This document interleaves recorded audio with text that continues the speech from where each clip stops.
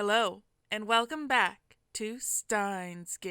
My name is Rukari, and our protagonist just got his ass handed to him by a 18-year-old girl genius in a lecture about time travel, which he's supposed to know so much about. I ended up listening to all of Karisu's lecture at ATF. After the two time travel theories she introduced at the beginning, she explained the rest with equal eloquence.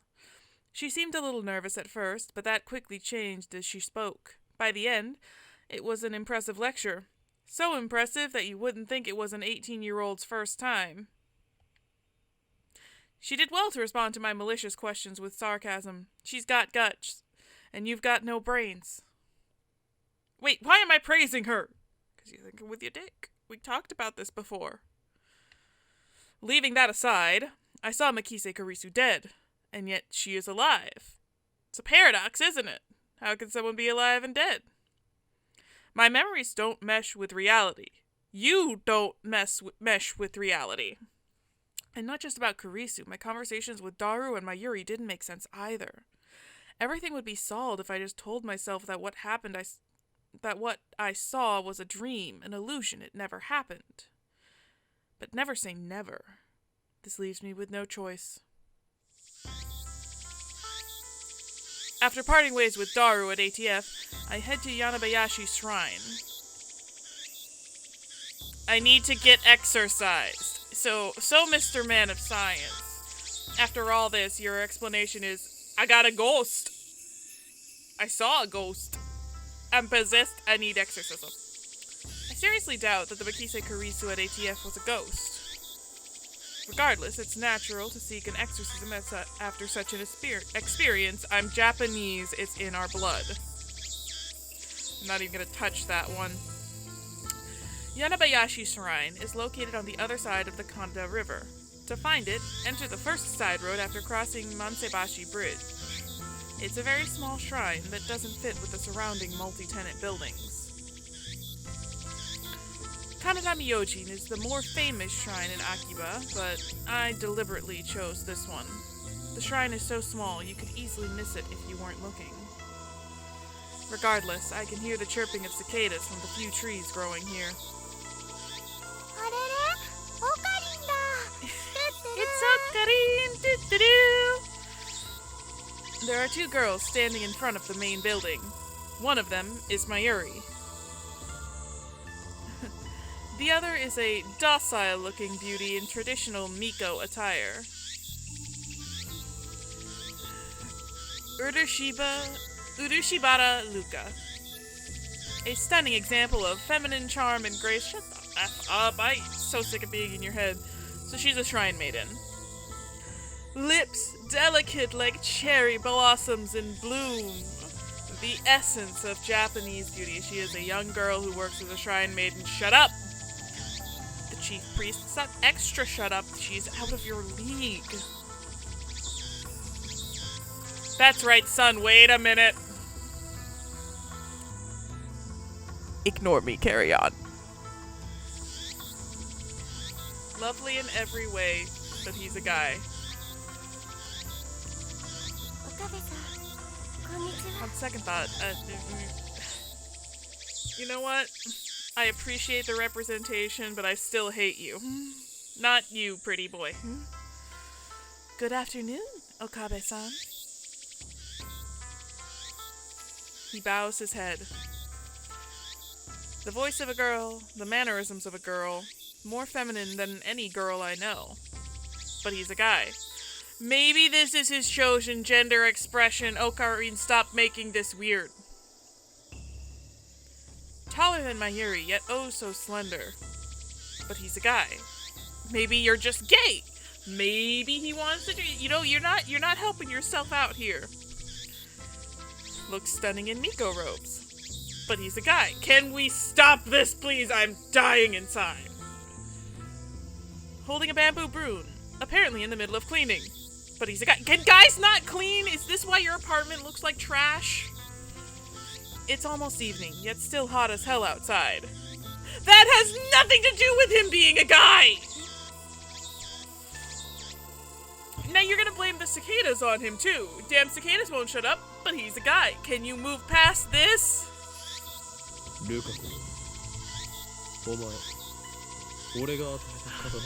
Lukako, that blade I gave you, what happened to it? He's a friend of mine. I call him Lukako. Because he's a guy? We met when I rescued him from some aggressive photographers in Akiba's pedestrian heaven. Okay, hold on. What the heck is pedestrian heaven? Some neighborhoods of Tokyo, such as Akibahara, close major streets on busy shopping days. This effectively turns the street into one big sidewalk, facilitating pedestrian access. Okay. And then a Miko is a shrine maiden or a priestess in the Shinto religion. Miko typically dress in a white kimono with a red hakama or skirt. Hakama is actually pants. It's really it's very comfortable. It's like very loose, flowy pants. I used to do kendo when I was in college, and I wore them. They're very nice. Their role is to assist priests with performing rituals and events. Great. Have any more I haven't read? No? Sweet. It also so happens that Lukako and Mayuri are classmates. I learned that fact after I had gotten to know him. But he's a guy. Lukako is taken aback by my sharp question. He starts fidgeting with a flushed face and tears in his eyes. Because he's a guy. Demon sword Samidare? Correct. I bought it for you so you could learn to control your power. Great, we're introducing another young innocent into our delusional fantasies. Oh yeah, you bought it at Bladeworks, right? I think you said it cost 8... Oh, that's a lot more than 980. Don't say another word anymore, and they will come to silence you. The debt collectors, they're after me. They're gonna silence me? Thanks for worrying about me, Okari. But who are they? I ignore Mayuri's question. I ignore a lot of things. So, Lukako, are you making sure to practice with the Samidare like I told you? Yes, I do practice swings once a day. As long as you carry it and master the Seishin Zanma school of swordsmanship, you can prevent the dark flame inside you from consuming your soul.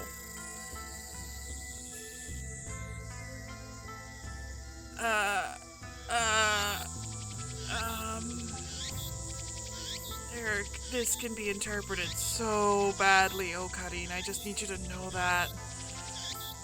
Demon Sword Samidare may be an imitation sword, but that is only the form it takes to hide from the world. When one worthy to wield it appears, it unleashes its true power. And it was on sale for only 980 yen, tax included. Thank you, Okabe-san. It was a wonderful present. Please stop encouraging him. My name isn't Okabe. It's Okarin! I'm sorry, Kyoma-san. That is literally the only person who will ever use that name. As long as you understand. Now speak the words.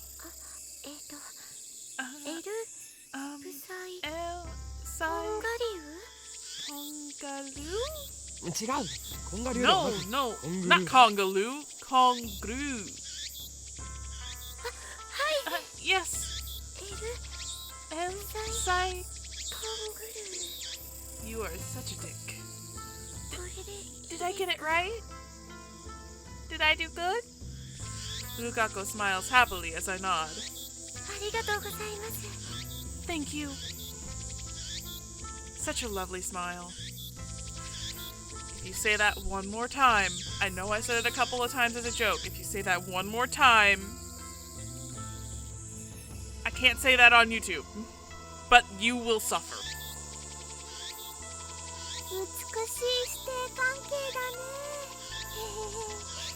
Such a beautiful master-disciple relationship. Mayushi's not a Fujoshi, but she's getting a little excited. I need to know that one. Oh, female otaku with a particular interest. Oh. Mayuri, how do you know that name? Mayuri, how do you know that word? You're supposed to be the innocent one. Anyways, Blade Works is just a sword that sells replicable weapons. Okay, great. I didn't...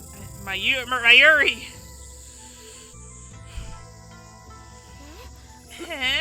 Mayuri-chan, please don't imagine such things. Jeez. Though we do have a master-disciple relationship. I, stupid name, Yoin Hyoma, have gone to great lengths to brainwash, teach Lukako about the evil conspiracies that rule the world and how to resist them. That stuff about Demon Sword Samidare is part of that training. Looks aside, Lukako is very obedient and hardworking. You are... Plus, he's always eager to learn new things. A master couldn't ask for a better disciple. I hate you. I hate you. I hate you. Though he does have the weakness of not catching on too quickly and being too shy. What are you doing here, Mayuri? I came to see Luka-kun. Komima's coming up next month, and I want him to cosplay as Kirari-chan from Rainet, but he won't say yes. Probably like a Comic-Con, Japanese Comic-Con thing. But cosplaying, that's just too embarrassing for me. But I'm sure you look great in it. You two are both horrible. The phrase someone as cute can't be a girl is really popular, you know? Come on, make your cosplay debut. Mayuri's hobby is making costumes. She's made at least 30 so far, but it's rare for her to wear one herself. Instead, she seems to get her kicks from seeing other people wear them. And it looks like she's chosen Lukako as her next target. Naturally, the costume Mayuri is currently raving about is for a female character. Normally I would understand why a man wouldn't want to dress like a girl, but come on. Lukako has no problem wearing Miko robes. Why should cosplay be any different? Look, you're not allowed to determine what people are comfortable wearing. Why did this suddenly get so uncomfy? Whatever, I have business to take care of. I hate all of you. Save the trivial stuff for later. But it's really important to Mayushi. And it's trivial to me. Assholes. Lukako, I'm gonna save you somehow, buddy. I don't know how, but we're gonna take you somewhere safe. Anyway, Lukako, there's a good reason for my being here today. I need you to perform an exorcism. An exorcism? Then I'll go get my dad. Please wait. No, it's nothing that serious. I just need some peace of mind. That's why I came here instead of Kanada Shrine. So, with that said, bring out the usual. The usual? You mean Samidare? No, who the hell uses a demon sword for an exorcism? The usual for an exorcism should be obvious. I don't know what it's called, but it's that stick with the zigzaggy paper thingies that the priest does a shaky thingy with. Oh, you are stupid. That sounded really dumb, Okarin. You're a fucking idiot. Quite a shock to hear that from Mayuri. Oh, the Onasa. But I don't know if my father will lend it to me. I'll go ask him. Lukako makes a quick bow, then runs off towards his house, which is on the shrine grounds. Meanwhile, Mayuri takes her pocket watch out of her bag to check the time. It's a very old watch, not the sort you'd expect a high school girl to carry. Its name is Pockety. Obviously, that's the name Mayuri gave it, not its brand name or anything. Ever since elementary school, Mayuri has carried Pockety around with her everywhere. It's her most important treasure. Well, time for me to go to work. Do your best. You going straight home afterwards? Yep. Mayuri lives in Ikebukuro. She comes to Akiba by train just about every day. It should be obvious since we're childhood friends and all, but I live in Ikebukuro too. Though I've been staying at the lab since summer break began. See you tomorrow! I call Mayuri to stop before she trots off. Mayuri. Wait, Mayuri, back at Radican, you heard a man scream, right? Scream? Mayuri blinks several times and puts her finger to her temple as if in thought. Then she gives her usual smile. When was that again? 今日の昼だ。 This afternoon. I don't think I heard anything. そうか。 Oh, well, alright. だったら Okarin's a weirdo. Bye bye. Doo-doo-doo. Mayuri leaves, this time for good, though she pauses to wave at least half a dozen times before disappearing beyond the archway. Thanks for waiting, Okabe-san. Lukako returns shortly after Mayuri leaves.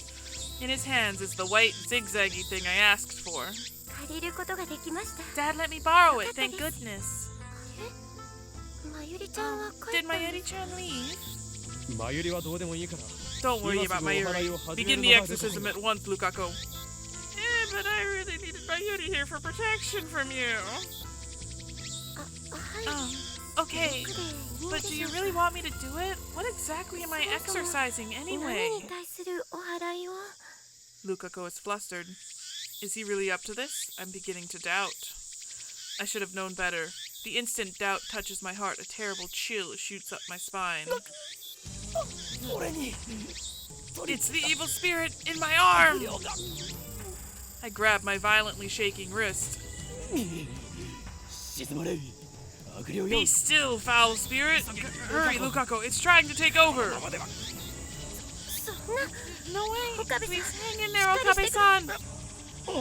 I'm not Okabe-san! I'm sorry, Kyoma-san!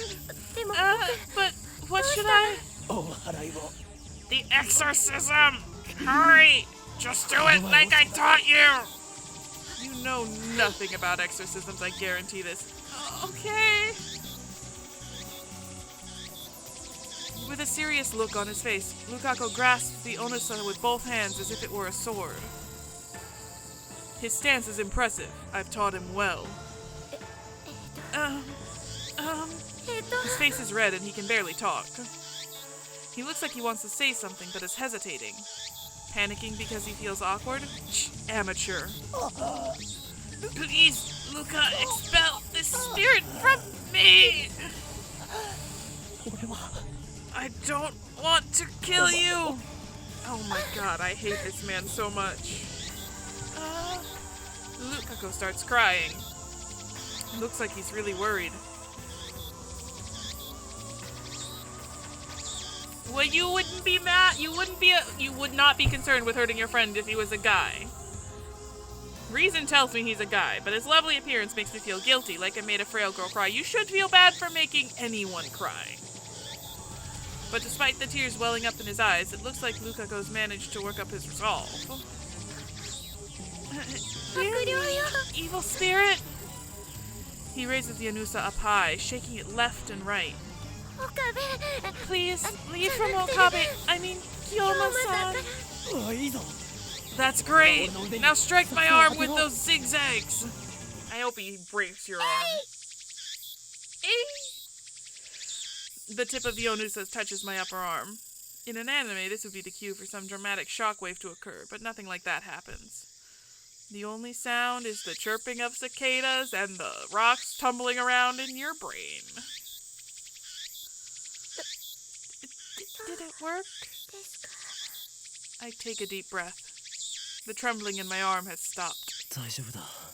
I'm okay. Looks like you drove away the evil spirit. Good job, Lukako. Lukako sighs in relief and blushes. I'm glad I was able to help. His shy smile really does make him look like a girl.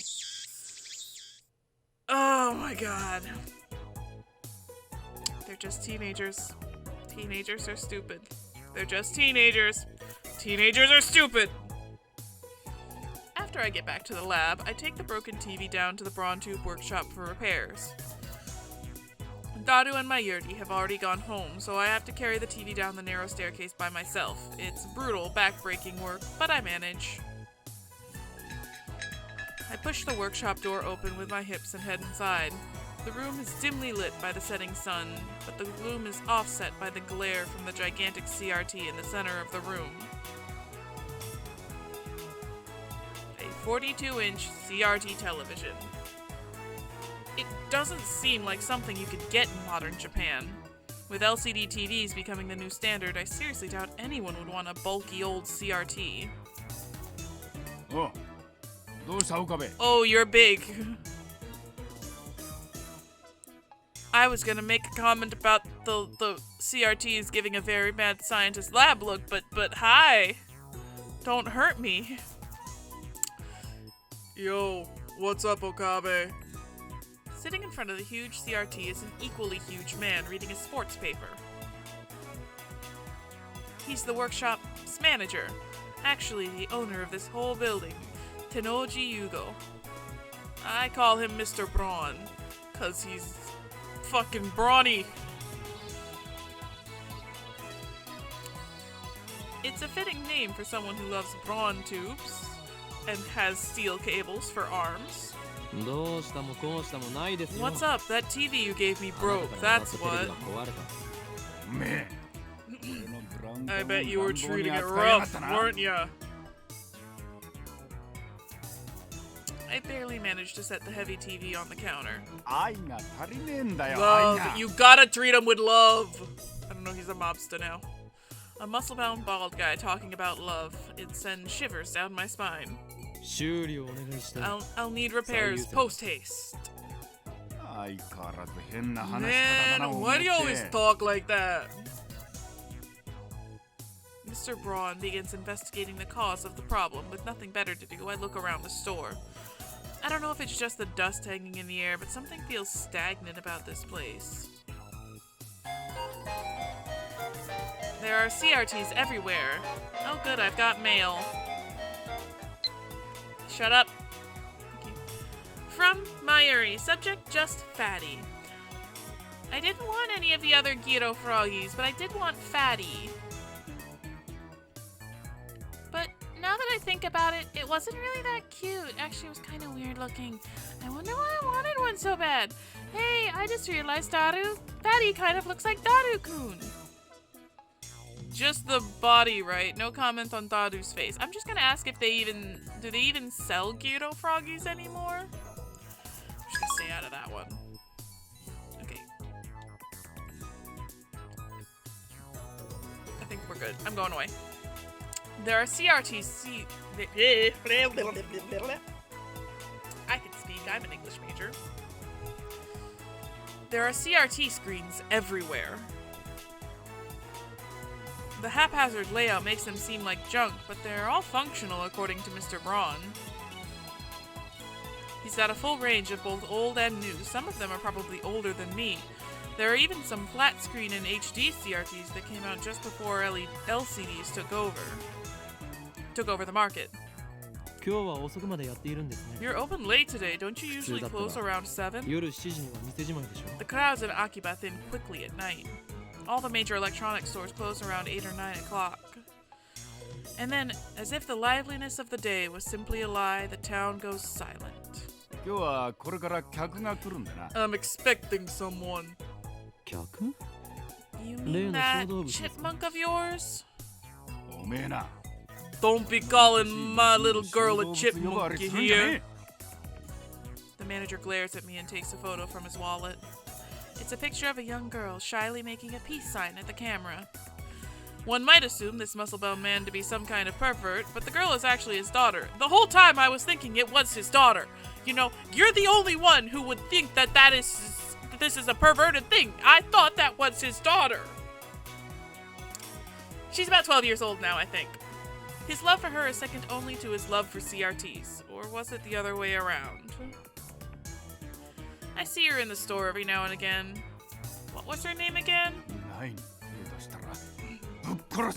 If you touch Nay, you're dead. That's it, Nay. A rare name that means to braid. She pops up at the store now and again, so we've interacted with her before. And by we, I mean Mayuri, since she's the only one Nay gets along with. Probably wise. Nay always hides when she sees me or Daru. Probably wise.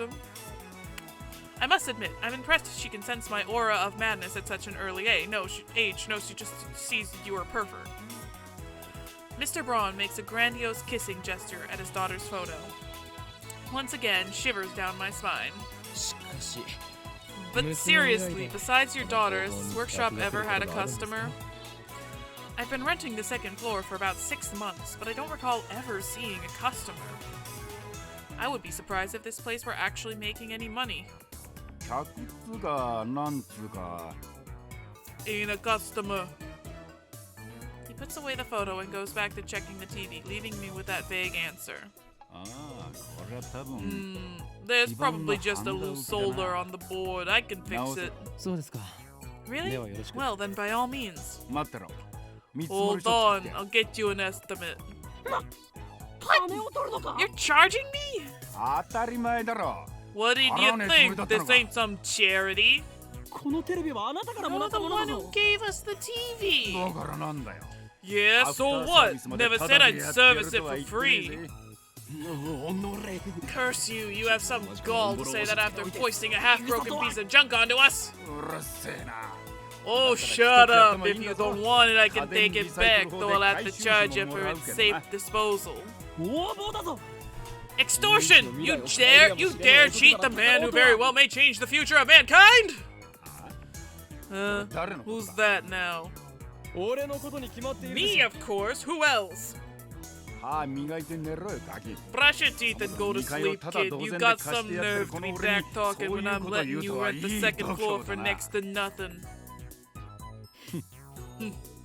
You shall have your money, Mr. Braun. I'll give it away with my last shred of dignity. In the end, I'm no match for him. You're a match for no one. Just then, I hear the door open. I look up to see that a girl has entered the store. She's wearing a vintage jacket and tight shorts that highlight her long limbs and athletic figure. I find myself particularly impressed by her well-defined thighs. I hate being in the mind of a teenage boy. What's up?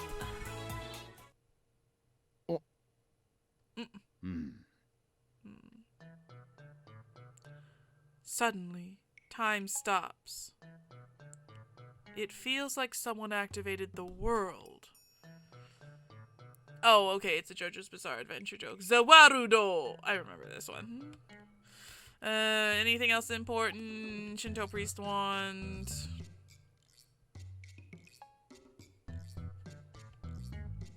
Rainet, nothing too much important. Okay. It feels like someone activated Zawarudo! The girl is still standing there with her arm in the air. Her smile gradually fades into confusion. What kind of reaction was she hoping for? Seriously. Anyway, is she the person Mr. Braun was expecting? Maybe she's someone he knows personally. Another daughter? Or dare I say his girlfriend? She finally drops her pose and clears her throat. I called earlier? I'm Amane. And just like that, time starts moving again. Oh, so you're the kid for the job interview. I'm Tenoji, the manager. A job interview? This young woman? You want to work at the dull, dirty, depressing, debt-ridden Braun Tube workshop with this filthy old manager? You want an extra 1,000 yen added to your rent? My words are but the truth. Though I suppose it's not my place to get involved. Anyways, I had no idea the Braun Tube workshop was hiring. You always looked so free. I didn't know you needed the help. Actually, I one who begged for the job. The girl looks a little embarrassed. The boss refused at first, but I wouldn't take no for an answer. That's honestly surprising. Kids with drive already these days. Take a seat right there, young lady. Oh, thank you. They look like they're going to have a formal interview. I was going to believe, but since Mr. Braun hasn't kicked me out, I'll stick around a bit longer. The girl's expression is stiff. I guess she's nervous. Just because of a part-time job interview? In contrast to how she said she wouldn't take no for an answer, she doesn't seem so enthusiastic. Right. What was your name again? Amane Suzuha. Age? 18. Same as me. Student? No. She shakes her head. Why do you want to work here? Because I love CRTs. Hired. You start tomorrow. Wait, what? Is this some sort of joke? Are we on camera? Maybe. Thanks, boss. Finally, Amane Suzuha seems to relax. Then she looks at me. Who are you? You dare ask my name? Banish the thought from your head, girl. To learn it would place your life in jeopardy. Countless women have learned my name only to find themselves targets of the organization. Sarah in America, Claudia in Italy, Simone in France. I won't put anyone else in danger. You've never been to any of those countries. Hey, stop pulling things out of your ass. He just doesn't understand my brain. My pain. Or your brain. This idiot rents the second floor. Name's Okabe Rentaro. My name is not Okabe! It's Yuin! Quit it, or I raise your rent. I'm Okabe Rentaro.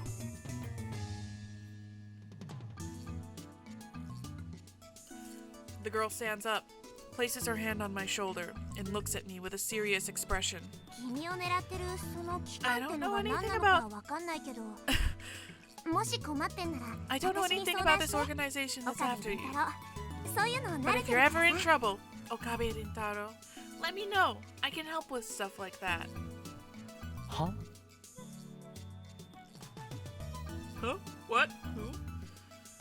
Question marks?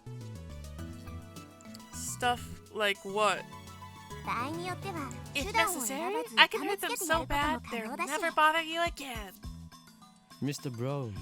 I think I need to give her a slightly more psychopathic voice going forward. Mr. Brown, I don't think you should hire her.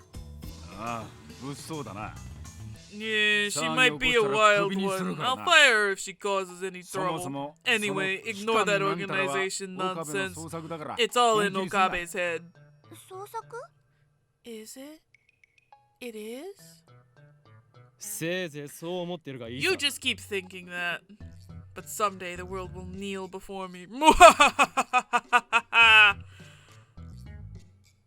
Okay, Brady culture.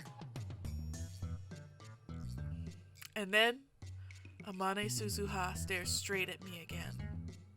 Maybe she has a habit of looking people in the eye. So that's the current trend. Thanks for the tip. Trend? I don't think so. Okay. That was a lot to take in. I think now would be a good time to just pause and revel in all of the uncomfiness that happened in this episode. And I'm gonna go. I'm gonna lie down for a minute and pretend I live in pretend I don't have to be in his head at least once a week, because it's a truly terrifying place. So until next time, goodbye!